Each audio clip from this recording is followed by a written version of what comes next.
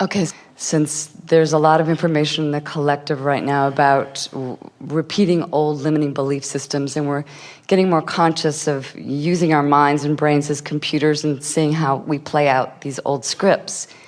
So is there like a quick way to jump into a more expanded belief? Well, we talked about that here today, how law of attraction holds you there. Mm-hmm. It's easy to understand how a limited belief or any belief can hold you, because all a belief is a thought that you keep thinking. Mm-hmm. And all a thought that you keep thinking is a thought that you practiced long enough to activate the vibration, so law of attraction's keeping it going. So as we said earlier, let yourself off the hook, and instead of saying, I have a limited belief, instead say, I focused long enough on this thought that law of attraction brought me more of it, and so I keep looking at it. In other words, I don't have a belief problem, I have a focusing weakness. Wow. I focus on what's loudest instead of on what feels best.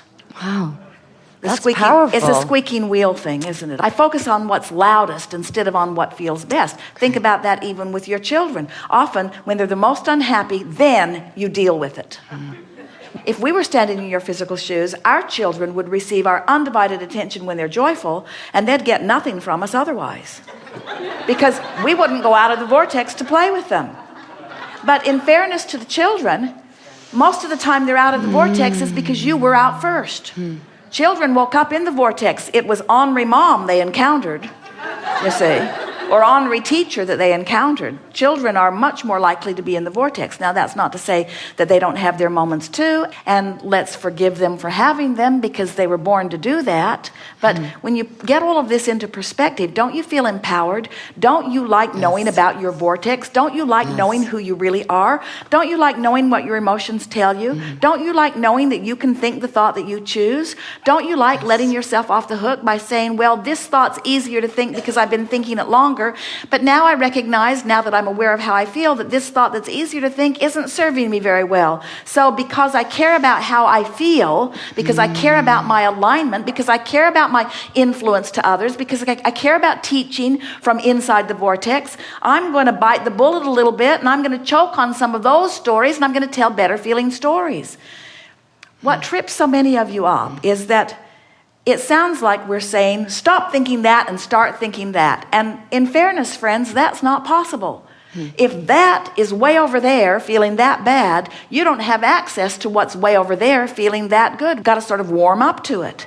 So what you do is you reach for the best feeling thought you can find, the best feeling thought you can find, until you train yourself into better feeling thoughts. And we really have to say to you that it shouldn't be the struggle that so many of you make it out to be, because every time you shift the thought, your indicators shift too.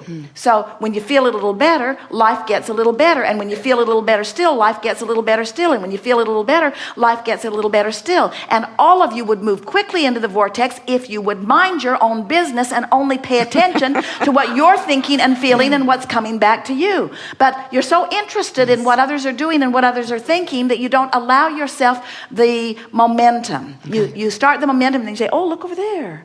Someone's suffering. Oh. And then you say, oh, this doesn't feel good. Oh, look over there. Something else is wrong. And we say, don't do that. Okay. Get in the vortex. Demand that you be in the vortex. Demand of yourself that you be more in the vortex. Take ownership of who you really are. You're really brilliant, beautiful, frisky, good-feeling, healthy, prosperous beings. That's who you are. And anything less than that is screwy. Anything less than that is a fraudulent, fake, bogus reality. Bogus, bogus, bogus, bogus, bogus, bogus, bogus. Not reality, not reality, not reality, not reality, not reality, not reality. You say, yes, it is. Look, reality all around it. Not the reality that we know, not the reality that we came for, not the reality that you came for, not what we all signed on for, not the reality. This is the reality. Make this your reality. Turn yourself in this direction. Find the feeling please of this. Train yourself into this frequency. Blend with this. Be this. Exude this. Give the example of this. Let this be what others are understanding, and let them outside the vortex say, look over there, look over there, look what they're doing, look how they're thriving, look how they're prospering, look how they're feeling. I want that. You be the dominant influencer, you see. Yes. We're all shining life stars. Thank you.